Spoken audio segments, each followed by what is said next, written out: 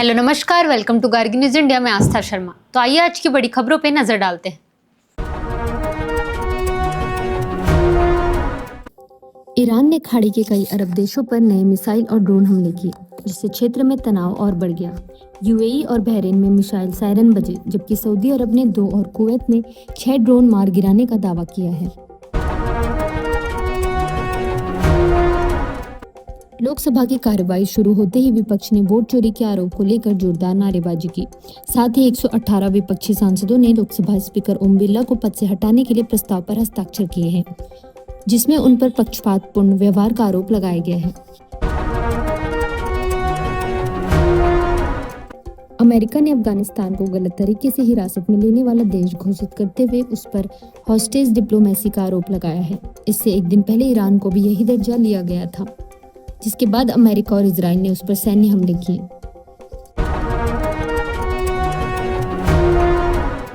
लोकसभा में पश्चिम एशिया संकट का मुद्दा छाया रहा, जिसके कारण स्पीकर को हटाने से जुड़ा प्रस्ताव चर्चा के लिए नहीं लिया जा सका। विदेश मंत्री एस जयशंकर ने दोनों सदनों में इस मुद्दे पर स्वतः बयान दिया, जिसके बाद सरकार की इस विषय पर अलग से चर्चा कराने की संभावना कम जताई जा रही है। सांसदों ने देश में बढ़ते वायु प्रदूषण से निपटने के लिए कानूनों को और सख्ती से लागू करने की मांग की है। इस दौरान स्वाति मालीवाल ने दिल्ली के वायु प्रदूषण संकट को लगातार जारी अपराध बताते हुए पर्यावरण मंत्रालय में व्यापक बदलाव की जरूरत बताई।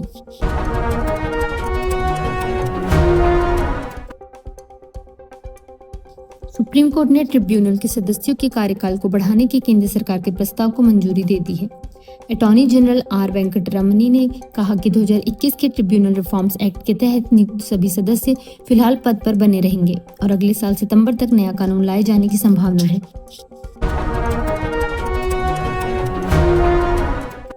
पश्चिम एशिया में बढ़ते तनाव के बीच पिछले 3 दिनों में दोहा से लगभग 1000 भारतीय स्वदेश लौट चुके हैं।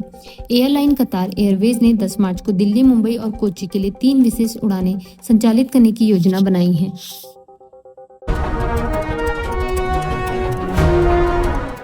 प्रधानमंत्री नरेंद्र मोदी ने नेपाल के नेताओं रबी लमिछाने और बलेंद्र शाह से बातचीत कर उन्हें चुनावी जीत की बधाई दी। प्रधानमंत्री ने भारत नेपाल के बीच आपसी समृद्धि, प्रगति और लोगों के कल्याण के लिए मिलकर काम करने की भारत की प्रतिबद्धता भी दोहराई।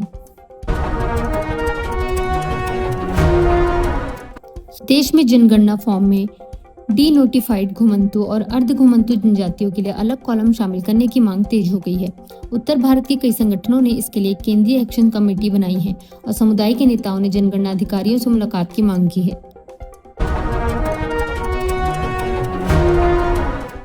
वामपंथी सांसदों ने केरल की पिनराई विजयन सरकार पर की गई टिप्पणी को लेकर राहुल गांधी की आलोचना की है। सीपीएम के जॉन ब्रिटस और सीपीआई के पी संतोष कुमार ने कहा कि ऐसी टिप्पणियां विपक्षी गठबंधन की एकता के लिए नुकसानदायक हैं। प्रधानमंत्री नरेंद्र मोदी ने निवारक स्वास्थ्य सेवाओं को मजबूत बनाने और केयर गिवर्स के लिए बेहतर प्रशिक्षण तंत्र विकसित करने पर जोर दिया।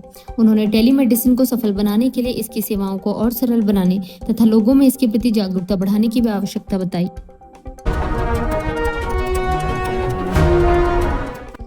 कांग्रेस ने वीपीजी-आरएएमजी एक्ट को लेकर केंद्र सरकार पर निशाना साधा है। कांग्रेस नेता जयराम रमेश ने कहा कि सरकार पहले घोषणा करती है और बाद में सोचती है, जबकि कानून की कई अहम जानकारियां अभी तय की जा रही हैं।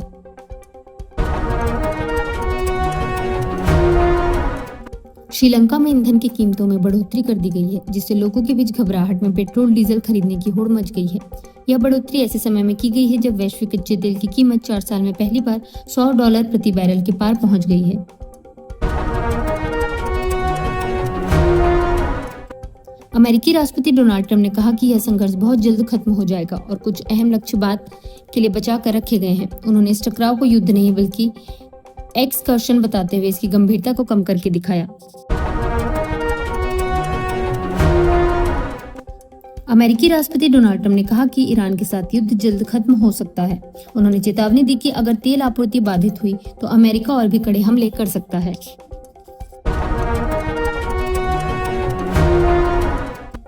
आईडीएफसी फर्स्ट बैंक ने चंडीगढ़ फ्रॉड मामले में करीब 645 करोड़ का भुगतान कर दिया है। बैंक ने बताया कि सभी संबंधित खातों का मिलान पूरा कर लिया गया है और अब तक किसी अन्य गड़बड़ी का पता नहीं चला है। पूर्व क्रिकेटर कीर्ति आजाद ने ट्रॉफी के साथ मंदिर जाने को लेकर सूर्य कुमार यादव और जय शाह की आलोचना की है। उन्होंने कहा कि यह ट्रॉफी 1.4 अरब भारतीयों की है और इसे किसी धर्म से जोड़ना सही नहीं है।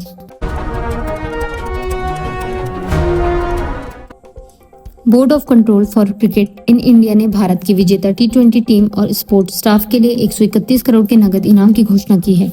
टीम के 15 खिलाड़ियों को 6-6 करोड़ दिए जाएंगे, जबकि बाकी 40 करोड़ कोचिंग और सपोर्ट स्टाफ के बीच बांटे जाएंगे।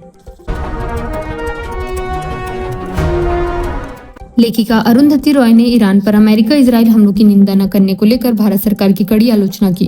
उन्होंने कहा कि प्रधानमंत्री नरेंद्र मोदी की बेंजामिन नेतन्याहू से मुलाकात के बाद सरकार का रुख बेहद कमजोर दिखाई दे रहा है। जम्मू कश्मीर के सांबा जिले में संदिग्ध पाकिस्तानी ड्रोन गतिविधि की सूचना के बाद सर्च ऑपरेशन शुरू किया गया है। Indian army, Jammu and Kashmir police और बॉर्डर सिक्योरिटी फोर्स इलाके में संयुक्त तलाशी अभियान चला रहे हैं।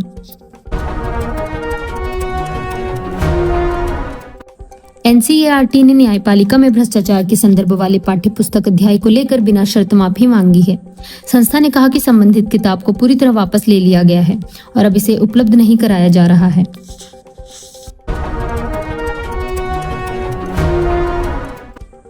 हरियाणा के मुख्यमंत्री नायाब सिंह सैनी ने पंजाब की आम आदमी पार्टी सरकार पर चुनावी फ्रीबी राजनीति करने का आरोप लगाया है। उन्होंने कहा कि आगामी विधानसभा चुनाव को ध्यान में रखते हुए महिलाओं को 1500 और 1000 देने की घोषणा की गई है।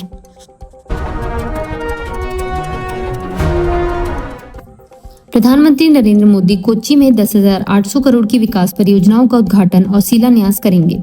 इसमें कोच्चि रिफाइनरी में पॉलीप्रोपाइलिन यूनिट की आधारशिला और प्रधानमंत्री ग्राम सड़क योजना के तहत बनी 23 ग्रामीण सड़कों का उद्घाटन शामिल है।